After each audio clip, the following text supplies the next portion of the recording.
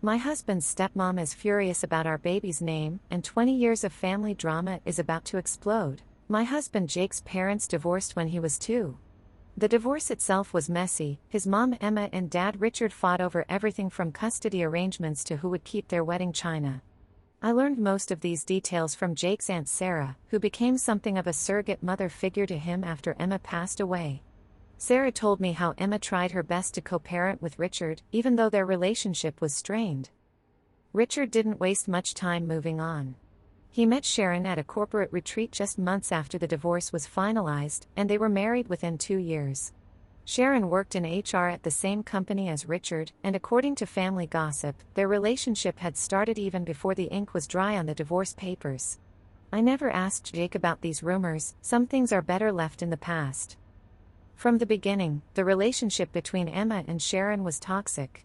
Sharon claims Emma made her life hell, but having heard stories from both sides of the family, I've learned to take Sharon's dramatic retellings with a grain of salt. Yes, there was tension. What divorced parent situation doesn't have some? But Sharon painted Emma as some kind of cartoon villain, claiming she wished her dead and laughed when Sharon suffered 3 devastating miscarriages in her first years of marriage to Richard. The miscarriage situation was particularly contentious.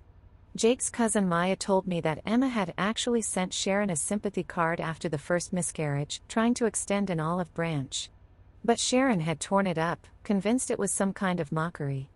After that, Emma stopped trying to connect with Sharon directly, which Sharon then spun as Emma being cruel and dismissive of her pain. The CPS allegations were another point of contention. Sharon insists Emma tried to get Child Protective Services to remove Jake from their custody, painting her as a vindictive ex-wife willing to use her own child as a weapon. But Richard's brother James gave me a very different account. According to him, Emma had only called CPS once, after Jake came home from a weekend visit with unexplained bruises. It turned out he'd fallen off his bike while Richard was checking work emails, but Emma's maternal instincts had kicked in before she got the full story. The investigation was brief and found no issues, but Sharon never forgave Emma for what she saw as an attempt to destroy their family. Jake's early childhood memories are a blur of tension and forced politeness. He remembers having 2 separate birthday parties each year because Emma and Sharon couldn't be in the same room together. At Richard and Sharon's house, he wasn't allowed to talk about his time with his mom. At Emma's, he learned to be vague about his weekends with his dad and stepmom. He became an expert at compartmentalizing his life by age 6. The situation with Sharon trying to force Jake to call her mom started early. She would introduce herself to his teachers, friends' parents, and anyone who would listen as Jake's mom, which infuriated Emma.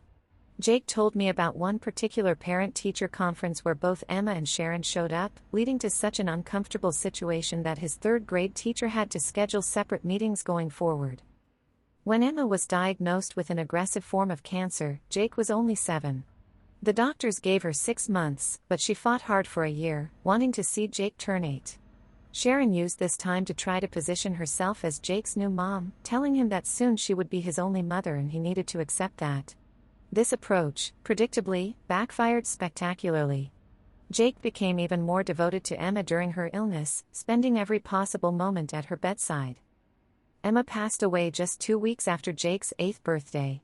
She'd held on long enough to see him blow out his candles, even though by then she was mostly confined to her hospice bed. Jake still keeps the last birthday card she gave him, tucked away in a box with her photos and other memories. The funeral became a breaking point. Sharon and Richard announced they would attend, despite Jake's vehement protests. They claimed it was appropriate for them to be there, that Sharon was family now and needed to support Jake through this difficult time. But Jake, even at 8 years old, saw through this. He knew Sharon viewed the funeral as another opportunity to establish herself as his primary maternal figure. That's when Jake made his threat to run away. He didn't just say it once, he packed a backpack with his favorite toys and his mom's photo album, and told his Aunt Sarah exactly where he would go if Sharon and Richard showed up at the funeral. Sarah told me years later that she'd never seen such determination in a child's eyes. She knew he meant every word. The fact that Sharon was pregnant at the time became her excuse for everything. She and Richard claimed they stayed away from the funeral to protect their unborn child from Jake's potential emotional outbursts. They've spent years trying to paint Jake as the unreasonable one, the angry child who pushed them away, conveniently forgetting how they'd tried to force their way into a deeply personal moment of grief. Jake's relationship with his father and Sharon deteriorated rapidly after the funeral. Richard, instead of trying to understand his son's grief, chose to back Sharon's narrative that Jake was being difficult and ungrateful. They sent him to counseling, not to help him process his mother's death, but to fix his attitude toward Sharon. The counselor, thankfully, saw through this and actually helped Jake develop healthy boundaries, much to Sharon's dismay. I met Jake during our sophomore year of college. We were both taking an advanced chemistry class, and he caught my attention with his quiet intelligence and dry sense of humor. It took months before he opened up about his family situation. Even then, he spoke about it with a detachment that showed how much he'd processed and moved past the drama. What struck me most was how close he remained to his mother's side of the family. His Aunt Sarah hosted us for numerous holiday dinners, and his cousins Maya and Derek became like siblings to me. Meanwhile, his half-siblings, Sharon and Richard's kids, Tommy and Lisa, were practically strangers. Jake maintained minimal contact with them through social media but hadn't attended any of their major life events. Our wedding 3 years ago highlighted the family divide. Jake invited Richard and Sharon more out of obligation than desire, and their attendance was marked by tension. Sharon tried to give a mother of the groom speech at the reception, which Jake quietly but firmly shut down. Instead, his Aunt Sarah spoke about Emma's memory and how proud she would have been of the man Jake had become. When I became pregnant last year, we knew immediately that if we had a girl, we would name her Emma. It wasn't even a discussion, just a quiet understanding between us. Jake's Aunt Sarah cried when we told her, showing us a locket with a photo of the original Emma holding baby Jake. We chose not to tell Richard and Sharon about the pregnancy until after our daughter was born. Jake's reasoning was simple: he didn't want Sharon trying to crash the delivery room or impose herself on our first moments as parents. We announced Emma's birth on social media with a simple post: "Welcome to the world, Emma Sarah Mitchell," named after 2 strong women who shaped our family's legacy. The mall confrontation with Sharon and Richard was inevitable, I suppose. They approached me while I was shopping for baby clothes, Emma peacefully sleeping in her carrier. Sharon's face was red with anger, Richard hovering behind her like an anxious shadow. They cornered me near the baby section, Sharon's voice trembling with what she probably thought was righteous indignation. "How could you let him do this to me?" Sharon demanded, gesturing dramatically at my sleeping daughter. "I've been here for 21 years. 21 years of trying to be a mother to him, and you name your child after that woman?" I remained calm, though I could feel my heart racing. Emma was Jake's mother. "This is our choice, and it's not about you, Sharon." "But I'm his mother too. More than she ever was. I was there for his graduations, his first girlfriend, his..." I cut her off there. "No, Sharon, you weren't. Jake specifically didn't invite you to his high school graduation. His first girlfriend met his Aunt Sarah, not you. You've created a version of events that simply isn't real." Richard tried to play peacemaker, suggesting we could use Sharon as a middle name instead. The absurdity of the suggestion almost made me laugh.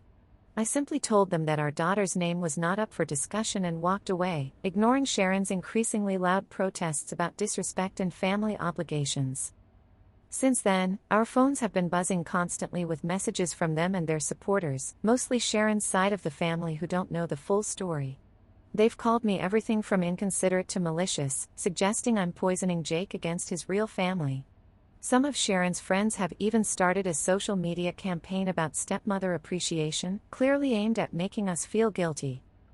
Jake's Aunt Sarah and the rest of Emma's family have been wonderfully supportive, sharing stories about the original Emma with us and helping us create a baby book filled with family history.